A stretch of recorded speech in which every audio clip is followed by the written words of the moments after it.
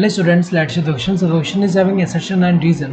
We have to select the correct option regarding this assertion and reason, whether these are correct or not. Assertion is plant growth is unique. तो ये तो सही दिया हुआ है. Plant growth कैसा होता है? Unique होता है. Unique किसके वजह से होता है? Because of the presence of meristems. So plants में certain location पे plants में certain location में क्या present है?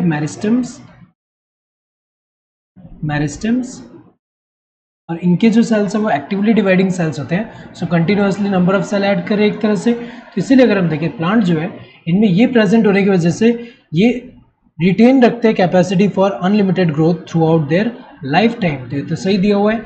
रीजन क्या है? Plants retain the capacity of division for limited time of life span only. गलत दिया हुआ है यहाँ पे, लिमिटेड टाइम के लिए नहीं है यहाँ पे. अगर हम देखें through out their life time होता है यहाँ पे लाइफ स्पैन, क्योंकि यहाँ पे मेरिस्टम प्रेजेंट होता है. So they retain the capacity of division for unlimited growth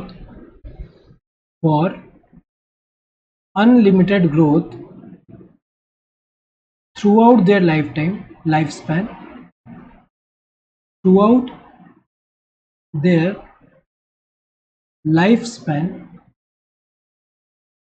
so ये जो है ये करेक्ट है, ये इनकरेक्ट है यहाँ पे. So both assertion and reason are true and reason is the correct expression of assertion. ये गलत दिया है, reason तो false है. Both assertion and reason are true but reason is not the correct expression of the assertion. गलत दिया हुआ क्योंकि reason तो false है. Assertion is true but reason is false. ये सही है, assertion true है, reason false है.